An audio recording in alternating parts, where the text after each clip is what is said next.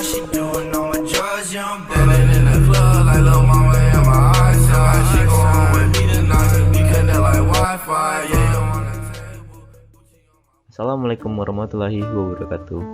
Perkenalkan, nama saya Abdullah Kimana dengan NPM G1F 020022. Saya berasal dari Sistem Informasi Fakultas Teknik Universitas Bengkulu. Di sini saya akan menjelaskan materi pendidikan kewarganegaraan. Yang pertama adalah demokrasi dan pendidikan demokrasi, kedua rule of law dan hak asasi manusia, ketiga bela negara, keempat wawasan nusantara, dan yang kelima adalah hubungan manusia, bangsa, negara, dan konstitusi. Baiklah, langsung saja masuk ke materi nomor 1, yaitu demokrasi dan pendidikan demokrasi. Pengertian demokrasi. Demokrasi secara etimologis berasal dari bahasa Yunani, yaitu dari kata demos yang berarti rakyat dan katos yang berarti pemerintah. Secara bahasa, demokrasi adalah pemerintahan yang dijalankan oleh rakyat baik secara langsung maupun tidak langsung. Dan pengertian pendidikan demokrasi. Pendidikan demokrasi diartikan sebagai upaya sistematis yang dilakukan negara dan masyarakat untuk memfasilitasi warga negaranya untuk memahami, menghayati, mengamalkan, dan mengembangkan konsep, prinsip, dan nilai demokrasi sesuai dengan status dan perannya dalam masyarakat. Selanjutnya adalah jenis-jenis demokrasi. Demokrasi berdasarkan cara menyampaikan pendapat dibagi menjadi 3, yaitu demokrasi langsung, demokrasi tidak langsung atau perwakilan, dan demokrasi perwakilan dengan sistem pengawasan langsung dari rakyat. 2. Rule of law dan hak asasi manusia. Pengertian rule of law jika diartikan dalam bahasa Indonesia, rule adalah aturan dan law adalah hukum. Rule of law adalah prinsip hukum yang menyatakan bahwa hukum harus memerintah sebuah negara dan bukan keputusan pejabat-pejabat secara individual. Tujuan rule of law. Yang pertama adalah membuat negara mematuhi hukum. Yang kedua, memastikan persamaan di depan hukum. 3. Penyediaan hukum dan ketertiban. 4. Memberikan keadilan yang efisien dan tidak memihak. 5. Menegakkan hak asasi manusia. Prinsip rule of law. Yang pertama adalah supremasi hukum, kesetaraan hukum, dan terjamahnya HAM.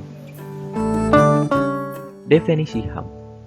Hak asasi manusia adalah seperangkat hak yang melekat pada hakikat dan keberadaan manusia sebagai makhluk Tuhan yang Maha Esa dan merupakan anugerahnya yang wajib dihormati, dijunjung tinggi, dan dilindungi oleh negara, hukum, pemerintah, dan setiap orang demi kehormatan serta pelindung harkat dan martabat manusia. Hal tersebut tertulis di dalam Undang-Undang Nomor 39 Tahun 1999, Pasal 1, Angka 1. Jenis-jenis HAM. Yang pertama adalah hak asasi pribadi atau personal right, meliputi hak kemerdekaan memeluk agama, beribadah menurut agama masing-masing, menemukan pendapat, dan kebebasan berorganisasi atau berpartai. Yang kedua adalah hak asasi ekonomi atau property right, meliputi hak memiliki sesuatu, hak membeli dan menjual sesuatu, hak mengadakan suatu perjanjian atau kontrak, dan hak memilih pekerjaan. Yang ketiga adalah hak persamaan hukum atau right of legal equality. Hak asasi mendapatkan pengayoman dan perlakuan yang sama dalam keadilan dan pemerintahan. 4. Hak asasi politik atau political right, meliputi hak untuk diakui sebagai warga negara yang sederajat. Oleh karena itu, setiap warga negara wajar mendapat hak itu serta dalam mengolah dan menata serta menentukan warna politik dan kemajuan negara. 5. Hak asasi sosial dan kebudayaan atau social and cultural right, meliputi hak kebebasan mendapatkan pengajaran atau hak pendidikan serta hak pengembangan kebudayaan. 6. Hak asasi tata peradilan dan perlindungan hukum atau procedural right, meliputi hak perlakuan yang wajar dan adil dalam penggeledahan, razia, penangkapan, peradilan, dan pembelaan hukum. 3. Materi yang selanjutnya adalah bela negara. Apa itu bela negara? Bela negara adalah sikap dan perilaku warga negara yang dijiwai oleh kecintaannya kepada Negara Kesatuan Republik Indonesia yang berdasarkan Pancasila dan Undang-Undang 1945 dalam menjamin kelangsungan hidup bangsa dan negara. Siapa yang wajib membela negara? Bela negara adalah hak sekaligus kewajiban setiap warga negara. Dalam pasal 27 ayat 3 Undang-Undang 1945 dan pasal 9 ayat 1 Undang-Undang Nomor 3 Tahun 2002. Mengapa negara perlu dibela? Setiap warga negara wajib mempertahankan negaranya supaya kelangsungan hidup bangsanya tetap terpelihara. Ketentuan dasar hukum upaya bela negara. 1. Pasal 27 ayat 3 Undang-Undang 1945 yang berbunyi, setiap warga negara berhak dan wajib ikut serta dalam upaya pembelaan negara. 2. Pasal 30 ayat 1 Undang-Undang 1945 berbunyi, tiap-tiap warga negara berhak dan wajib ikut serta dalam usaha pertahanan dan keamanan negara. 3. Undang-Undang Nomor 3 Tahun 2002 tentang Pertahanan Negara. 4. Pembukaan Undang-Undang 1945 Alinea 4 melindungi segenap bangsa Indonesia dan seluruh tumpah darah Indonesia serta melaksanakan ketertiban dunia yang berdasarkan kemerdekaan, perdamaian abadi, dan keadilan sosial. 5. Unsur dasar bela negara. Yang pertama adalah cinta tanah air, kedua kesadaran berbangsa dan bernegara, 3. Yakin akan Pancasila sebagai ideologi negara, 4. Rela berkorban untuk bangsa dan negara, 5. Memiliki kemampuan awal bela negara. Bentuk penyelenggaraan upaya bela negara. Yang pertama adalah pendidikan kewarganegaraan, kedua pelatihan dasar kemiliteran, 3. Pengabdian sebagai prajurit TNI dan Polri, dan 4. Pengabdian sesuai profesi. 4. Wawasan Nusantara. Pengertian wawasan Nusantara.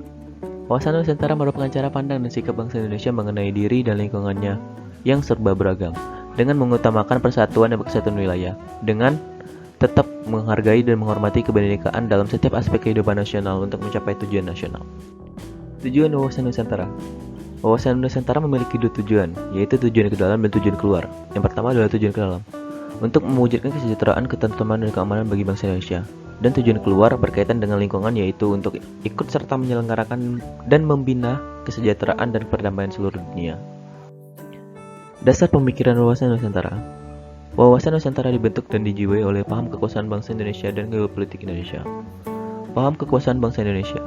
Wawasan Nusantara tidak mengembangkan ajaran atau teori tentang kekuasaan dan adu kekuatan, karena hal tersebut mengandung benih-benih persengketaan dan ekspansionisme. Manfaat nyata Wasantara. Yang pertama adalah terregenerasinya wilayah darat dan laut Indonesia dalam satu kesatuan. Yang kedua, pertambahan luas wilayah Indonesia terutama wilayah laut. Yang ketiga adalah menghasilkan cadangan SDA yang besar. 5. Hubungan manusia, bangsa, negara, dan konstitusi. Pengertian hubungan manusia, bangsa, negara, dan konstitusi. Hubungan antara konstitusi dengan negara sangat erat. Negara dalam hal ini, pemerintahan tidak dapat melaksanakan kekuasaan tanpa konstitusi. Demikian sebaliknya, konstitusi tidak akan lahir tanpa adanya negara. Akan tetapi, kelahiran sebuah konstitusi adalah kehendak dari rakyat, sebab rakyatlah yang memiliki kedaulatan atas negara.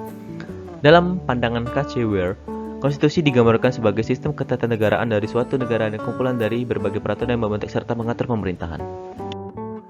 Ya, itulah sedikit penjelasan materi dari saya, lebih dan kurang saya mohon maaf. Saya akhiri, wassalamualaikum warahmatullahi wabarakatuh. Terima kasih.